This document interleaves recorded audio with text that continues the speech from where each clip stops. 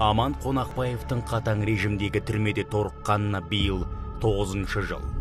Бостандыққа шығуына әлі сонша уақыт бар. Оның қанды қол таныстары Сирияға кету үшін атыраулық кәсіпкерді асқан жауыздықпен өлтіреді.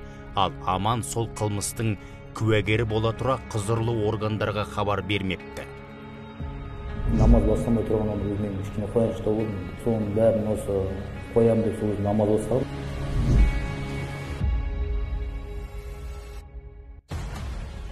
2012 жылдың күзі Атырау үшін ызғарлы болды.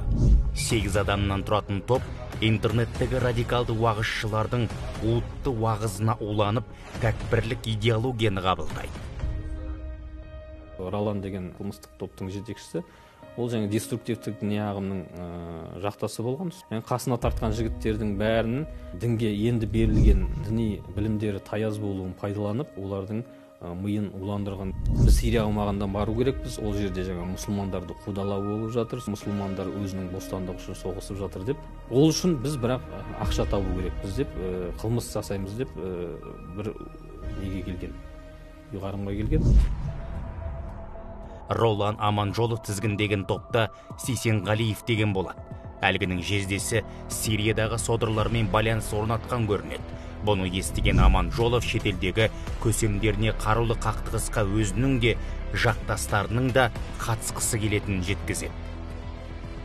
Дос болам болады өзінің, Аманғалиев Ардақ қазір отыр ол кісіде. Ана Қарағанды жақта Бадермен. Сосын бір уақытта ол балама көп хабарласпай кетеді, көп жолықпай кетеді. Как раз сол кезде Сирияда соғыс басталады. Соған бұлар өздері жиналып барысы келіп сояққа дайындалып жүреді екен. Әңгіме бәрі Сирияға бару болып кетті. Батыс өңірлерінде ғана белгілі болды кезінде. Шейх Халил деген лекцияларында қарасаңыз, олар да мына сол Мұхаммад ибн Абдуллахабтың еңбектерін өздеріне негізге алған. Ол жерде мысалға мұсылман адамды діннен не шығарады деген мәселелерде тым қатты кеткеннен кейін ол принциптерді біздің бауырларымыз жалпы жамағатқа қолданды да. Олардың барлығы осы сәләфилік дағуатты призывты насихаттағаннан кейін олардың барлығы негізі бірді. Бұлар бейбіт өмірден безіп өлімге асықты. Бұны жұмаққа жетудің жеңіл жолы деп білді. Неғұрлым көп адамның қанын мойындарына жүктесе, соғұрлым о дүниеде бақытты боламыз деген сандыраққа сенді. Онлайн жол нұсқаушылар да оңай табылған.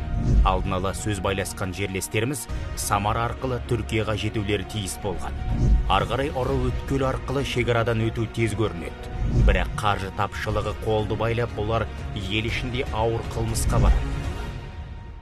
Шетелге бару үшін, ондай ақшаны табу үшін ешқандай жұмыс жасамай, қылмыс жасап жолына түскен бір кәсіпкердің артынан түседі. Рөлдер нақты бөлінген болады. Бақылауға қояды үш адамды, бір адам кәсіпкердің жұмыс орнында бақылап тұрады, бір адам жол бойында тұрады, қалғаны бесеуі жаңа қылмыс жасауға барады.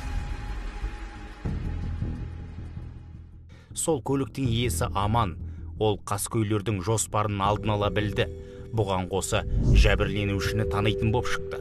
Бірақ ауылдасына қарсы шабуыл ұйымдастырылып жатқан не өзіне, не құзырлы органдарға ескертпепті.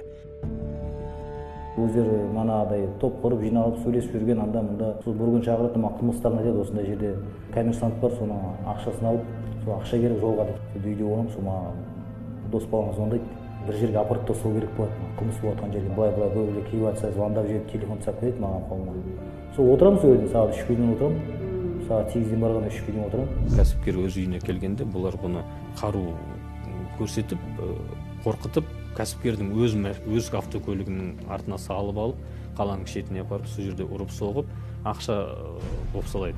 Кәсіпкер ол жерде айтады, ақшам жоқ, сенбе, қатты дене жарақатын келтіреді. Содан кейін бұлар қылмыстың ізін жасыру үшін кәсіпкердің автокөлігін суға батырып жібереді. Қылмыс топтың жетекшісі Аманжолов Ролан деген кәсіпкерді атып өлтіреді. Содырлар сойқанына қатысу үшін қолын қанға малған топтың 7 мүшесі түгел тұтқындалды. Ал шетелде бой тасалап үлгерген әмірлері Ролан Аманжоловтың ажалы қаңғыған оқтан болды. Ол Шам жерінде өзі сияқты лаңкестердің қолынан мерт болыпты. Сүйегінің қайда қалғанын ешкім білмейді. Фобия деген үрей тудыру деген сөз ғой. Ал енді исламофобия исламнан үрей тудыру, яғни исламнан қашыру. осы тұрғыдан алған кезде кейбір жамағаттар, ағымдар, радикалды топтардың өзі дінге қорқыныш үйретіп жатқан сияқты. Қасаң фундаменталистік діни қағидаттарды қазіргі заманға алып келіп, онымен өмір сүреміз дегенде онша сәйкес келе қоймайды. Биыл интернет ресурстарында 53 мыңнан астам террористік және діни экстремистік материалдар жойылып бұғатталды. Деструктивті идеологияны ұстанған 800-ден аса адам райынан қайтып, зайырлы қоғам құндылықтарын қабылдапты. Пән ғылымы деген бар, дін ғылымы деген бар. Бұл адамның қосқанаты сияқты. Осы екеуін қатар ұстаған кезде ғана шынайы өркениетті адам болады. Ал егер бір жағын көбірек жіберіп алсаңыз, онда өкінішке қарай бір қанатыңыз қайырылады, ұзаққа бара алмайсыз. Не догматизмге ұрынасыз, не құдайсыздыққа ұрынасыз. Өйткені шектен тыс ақыл бұл атеизм, шектен тыс дін бұл догматизм. Сол үшін өлшемін асырмау керек. Атыраулық экстремистердің ісін қараған сот ұйымдасқан қылмыстық топ мүшелеріне 18 жылдан 25 жылға дейін жаза кесті. Адасқан деген система демек тұр қой. До этого білген жоқпыз ғой. Білім жоқ, діни білім жоқ. Бостандық жетпейді, бала шаға жетпейді ғой. Бала шағаға асабаларым келеді, көмектескім келеді, тәрбие бергім келеді балдарына. Осымен сотталып кеткен адам көз көрмей қалады, мана сол стресспен немен переживать етіп. Кейбір достарымен өздері мана семья жасап, шаруасын жасап, бір үйлерінде тұрғызып жатқан, соны кейде ойлап өкінемін. Кез келген елдің тұтастығына қауіп төндіретін радикалды идеология, надандықты насихаттап, дәстүрді мойындамайды. Аманда лаңкестерді қолдау арқылы тұтас адамзат баласына қарсы қиянат жасағанын қапаста түсінгендей.